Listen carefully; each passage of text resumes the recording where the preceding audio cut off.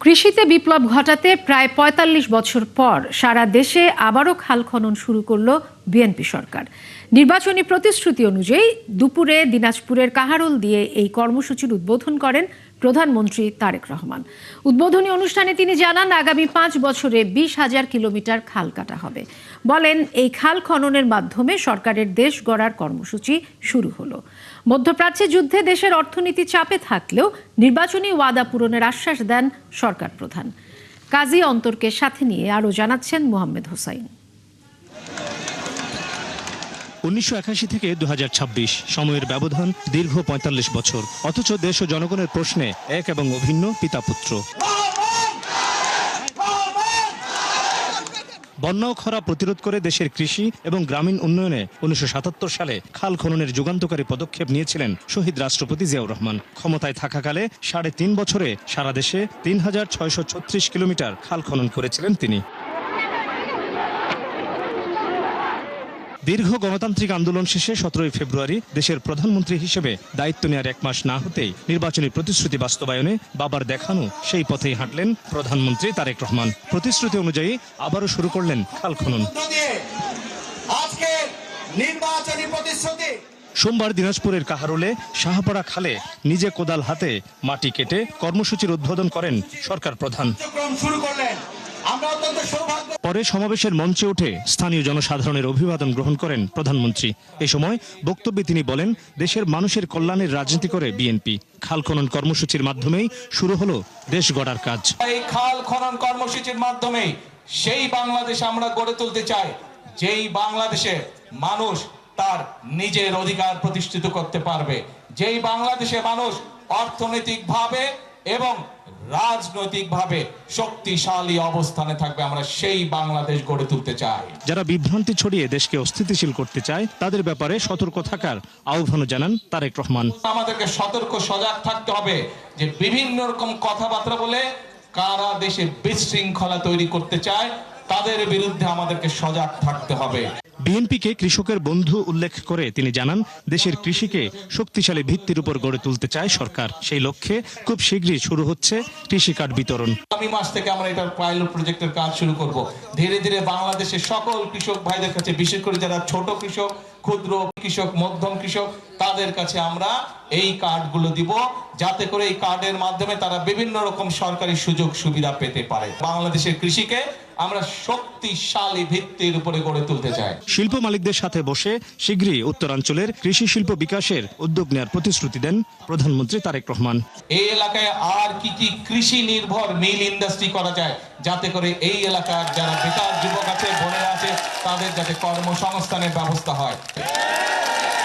তারেক রহমান স্থানীয় জনসাধারণকে উদ্বুদ্ধ করতে নিজেই কোদাল হাতে মাটি কেটে এই কর্মসূচির উদ্বোধন করেন। এই কর্মসূচির ফলে গ্রামীণ অর্থনীতি কতটা লাভবান হবে, গ্রামীণ জনপদ আর কৃষি কতটা উন্নত হবে, সেটি নিশ্চয়ই সময় বলে দেবে। মোহাম্মদ হোসাইন, ৭১, দিনাজপুর। দিনাজপুরের গড়ে ইফতারে অংশ নিয়ে সবার সহযোগিতা চেয়েছেন প্রধানমন্ত্রী তারেক রহমান। তিনি বলেন, প্রত্যাশিত বাংলাদেশ গড়তে সবার সহযোগিতা দরকার। তার দাবি, গেল ১৭ বছরে সব ধ্বংসপ্রাপ্ত হয়েছে, দেশ গঠনে সময়ের প্রয়োজন। সমস্যা সমাধানে সবাইকে ধৈর্য ধরার আহ্বান জানিয়ে প্রধানমন্ত্রী আরও বলেন, এই সরকার দেশের মানুষের জন্য কাজ করতে চায়। আশ্বাস দেন, উত্তরাঞ্চলের কৃষি উন্নয়নে সব ধরনের ব্যবস্থা নেবে সরকার। এই জনপদে কৃষি সংক্রান্ত মিল কারখানা তৈরির লক্ষ্যে ঈদের পরই ব্যবসায়ীদের সঙ্গে সরকার আলোচনায় বসবে বলেও জানান তারেক রহমান।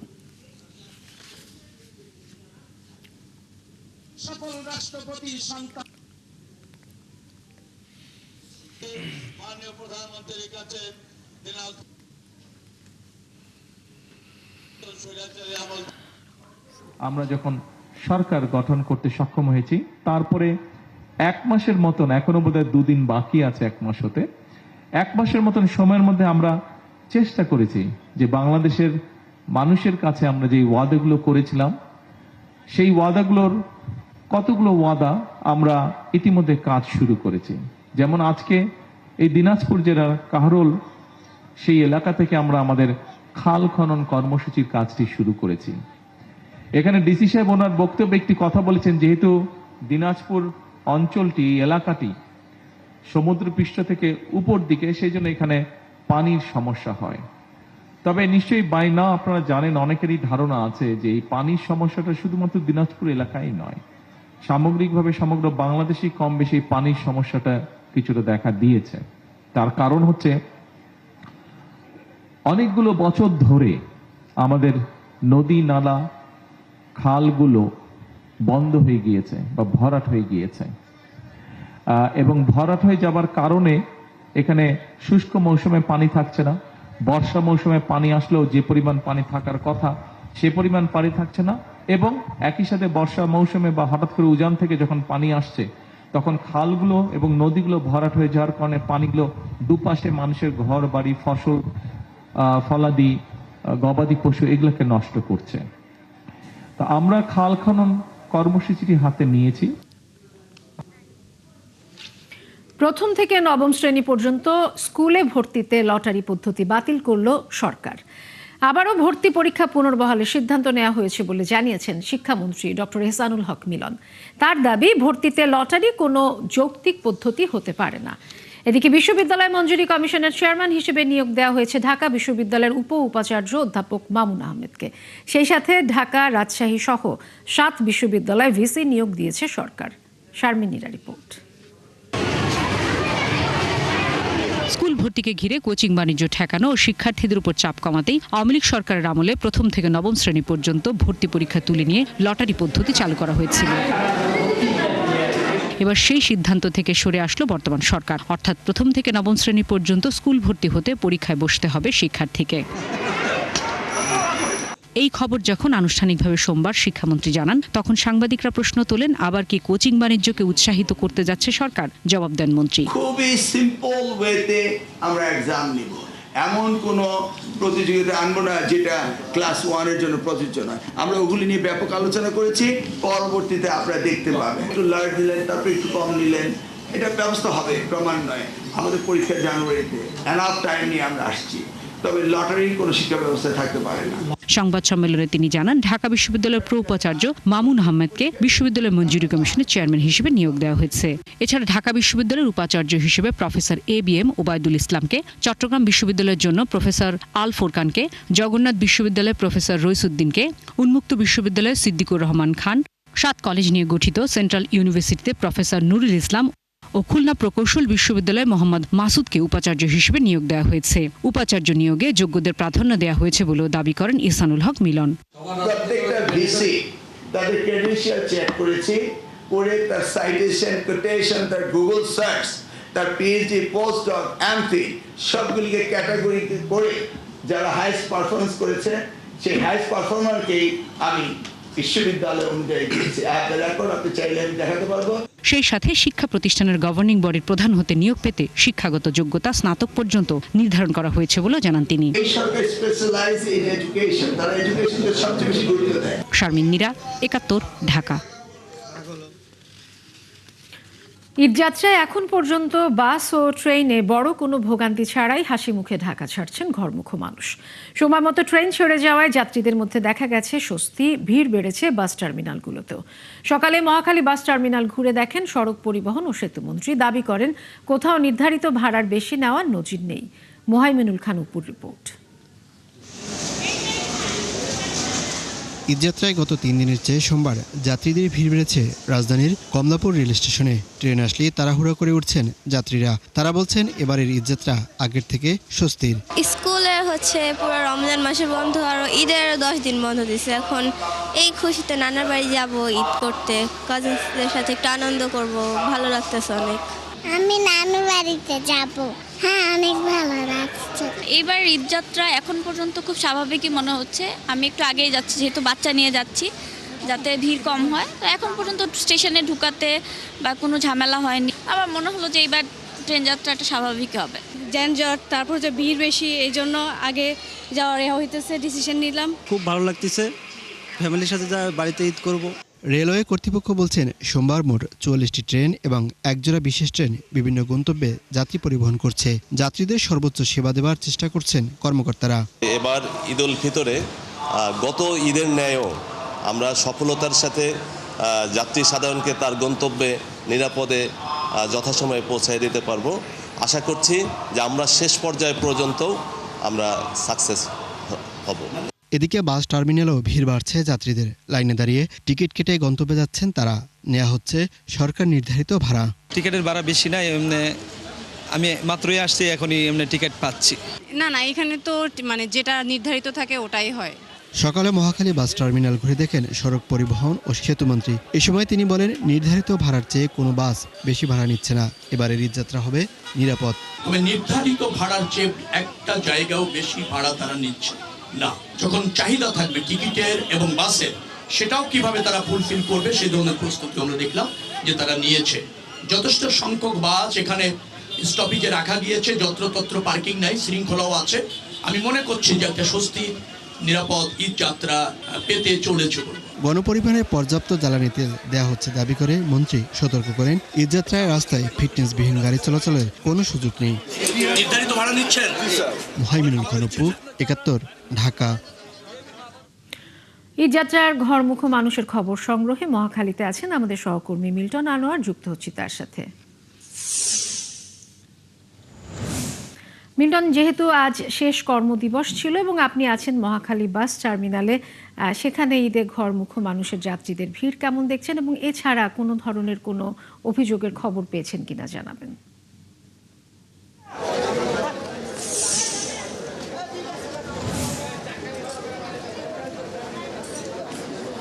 বুশরা যেমনটি বলছিলেন যে আজকে ছিল শেষ কর্মদিবস এবং শেষ কর্মদিবসের পর ইফতার শেষে কিন্তু আমরা দেখছি যে মহাখালী বাস টার্মিনালে সেখানে কিন্তু যাত্রীদের ভিড় বেড়েছে এবং যতই রাত গড়াচ্ছে ততই কিন্তু যাত্রীদের আনাগোনা বাড়ছে। এবং আপনি যদি দেখতে পারেন যে একটা দীর্ঘ লাইন আমরা দেখছি টিকিট কাউন্টারে, যারা যাবেন বা ঈদ করতে প্রিয়জনের সঙ্গে বাড়িতে, এবং তা এই মুহূর্তে আমরা দেখছি যে প্রতিনিয়তই কিন্তু এই যাত্রীর ঘরমুখো মানুষের যে ভিড় তারা বাড়ছে এবং এই যে টিকিটের জন্য যে লম্বা লাইন সেটি কিন্তু একটু ক্রমে দীর্ঘ থেকে দীর্ঘতর হচ্ছে। এবং এই মুহূর্তে যেটি পরিস্থিতি সেটি হচ্ছে যে অসংখ্য বাস কিন্তু আবার বাস টার্মিনালে আছে, অর্থাৎ পরিবহনের যেই সংকট থাকবার কথা সেই সংকট নেই। এবং যেহেতু আজকেই মূলত ঈদের ছুটি শেষ হয়েছে, ফলে ঠিক আজকের এই সংকটটি বোঝা যাবে না। এবং আজকে আপনি জানেন যে শবে কদরের রাত, অনেকে হয়তো ইবাদত বন্দেগীতে কিছুটা সময় ব্যয় করবেন, যে কারণে মূল যেই ভিড়টি বা মূল যেই বাড়ির ঘরমুখো মানুষের যে চাপ সেটি আগামীকাল থেকে আরেকটু বাড়বে। কিন্তু আজকে সন্ধ্যা থেকেই কিন্তু শুরু হয়েছে এবং আমি দেখছি যে একটা দীর্ঘ সারি, এবং সকাল থেকেই কিন্তু এটা আস্তে আস্তে বাড়ছিল এবং যেমনটি আমাদের সহকর্মীরা বলছিলেন। এবং এইবার যেই আমরা কথা বলেছি বাস টার্মিনালের সঙ্গে, বাসে যারা যাত্রী তাদের সঙ্গে, এবং তারা কিন্তু বলছেন যে সেই অর্থে কোনো সংকট নেই এবং ভাড়া বৃদ্ধি বা অন্যান্য বছর যেই ধরনের সংকট অনেক সময় থাকে সেটিও এখনো পর্যন্ত তার কোনো সংকট তৈরি হয়নি।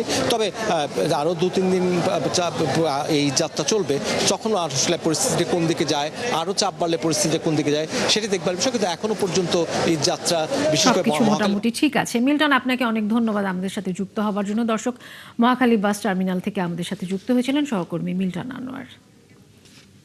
আসছে ঈদ উল ফিতরে জাতীয় ঈদগাহ ময়দানে ঈদের প্রধান জামাত অনুষ্ঠিত হবে সকাল 8:30টায়। একমাত্র এই জামাতে অংশ নেবেন রাষ্ট্রপতি, প্রধানমন্ত্রী সহ সর্বস্তরের প্রায় 35 লাখ মুসল্লি। কয়েক স্তরের নিরাপত্তা ব্যবস্থা সহ সকল প্রস্তুতি শেষ হয়েছে বলে জানিয়েছেন ঢাকা দক্ষিণ সিটির প্রশাসক আব্দুস সালাম। তবে বৃষ্টি হলে বায়তুল মোকাররম জাতীয় মসজিদে হবে ঈদের প্রধান জামাত। আরও জানাচ্ছেন মেহেদি হাসান। রেওয়াজ অনুযায়ী প্রতি বছর রাজধানীতে 2 ঈদের প্রধান জামায়াত হয়ে থাকে ঐতিহ্যবাহী জাতীয় ঈদগাহ ময়দানে। আসছে ঈদ উল ফিতরে জামাত আয়োজনের শেষ মুহূর্তের প্রস্তুতি কার্যক্রম দেখতে আসেন ঢাকা দক্ষিণ সিটির প্রশাসক আব্দুস সালাম। পরে ঈদগাহ ময়দানে নানা প্রস্তুতি নিয়ে সাংবাদিকদের সাথে কথা বলেন তিনি। জাতীয় ঈদগাহে পবিত্র ঈদ উল ফিতরের প্রধান জামাত হবে সকাল 8:30টায়। এতে নামাজ আদায় করবেন প্রধানমন্ত্রী তারেক রহমান। ঢাকা উত্তর ও দক্ষিণ সিটি কর্পোরেশনের উদ্যোগে নিরাপত্তা, ট্রাফিক ব্যবস্থাপনা, বিদ্যুৎ ও পানি সরবরাহ সহ প্রয়োজনীয় সব ব্যবস্থা নেওয়া হয়েছে। শুধু আইন শৃঙ্খলা না, এটার সাথে জড়িত যত সার্ভিস ওরিয়েন্টেড যে সমস্ত সংস্থাগুলো আছে সবার সাথে আমরা মিটিং করেছি এবং আরেকটা মিটিং আমরা করব, আবার লাস্ট একটা মিটিং করব। এবং সম্ভব হলে মাননীয় মন্ত্রীও হয়তো একদিন আগে আসতে পারেন দেখতে। তো সেটা আমরা চূড়ান্ত পর্যায়ে যখন যাব সেটা এখন পর্যন্ত আমাদের সকল প্রস্তুতি সবকিছু ঠিক আছে। তবে আবহাওয়া প্রতিকূল হলে বা বৃষ্টির কারণে জাতীয় ঈদগাহ নামাজ আদায় সম্ভব না হলে বিকল্প ব্যবস্থায় সকাল 9টায় বাইতুল মোকাররম জাতীয় মসজিদে হবে প্রধান জামাত। বৃষ্টিটা মাথায় রেখে যদি বৃষ্টি হয় পানিটা দ্রুত নিষ্কাশনের ব্যবস্থা আমরা করেছি। বৃষ্টির পানি নিরোধক শামিয়ানার ব্যবস্থাও আমরা করেছি। যদি এটা একেবারে নাই করা যায় তাহলে বাইতুল মোকাররমের আপাতত ঠিক করা আছে 9টায়। পরে মাতোয়াইল ল্যান্ডফিল পরিদর্শন করেন আব্দুস সালাম। মেহেদী হাসান, ৭১, ঢাকা। ঈদ উল ফিতরের আগে শেষ কর্মদিবস আজ। সরকারি দপ্তরে সবারই বাড়ি যা। ঢাকা থেকে বের হওয়া সবগুলো পথে ঘরমুখো যাত্রীদের ভিড়। ১৭ই মার্চ থেকে ২৩শে মার্চ পর্যন্ত বন্ধ থাকবে সরকারি অফিস। টানা ৭ দিনের ছুটির পর ২৬শে মার্চ আবারও স্বাধীনতা দিবস। সব মিলিয়ে কাল থেকে দীর্ঘ ছুটিতে পড়তে যাচ্ছে দেশ। শারমিন নীরার প্রতিবেদন। শেষ কর্মদিবসে সরকারি অফিস, ব্যাংক, আদালত সবখানেই ছিল কর্মচাঞ্চল্য। সোমবার অফিস সময় 3:30টার পর থেকে ছুটির কর্মঘণ্টা শুরু হয়। ১৭ই মার্চ সোমবার অফিস সময় 3:30টার পর থেকে ছুটির কর্মঘণ্টা শুরু। ১৭ই মার্চ থেকে ২৩ মার্চ পর্যন্ত শবে কদর ও ঈদের ছুটি। টানা 7 দিনের ছুটিতে যাবার জন্য সব প্রয়োজনীয় কাজ সম্পন্ন করেন চাকরিজীবীরা। তবে তাদের চিন্তায় বাড়ি পৌঁছানো ও ঈদ আনন্দ।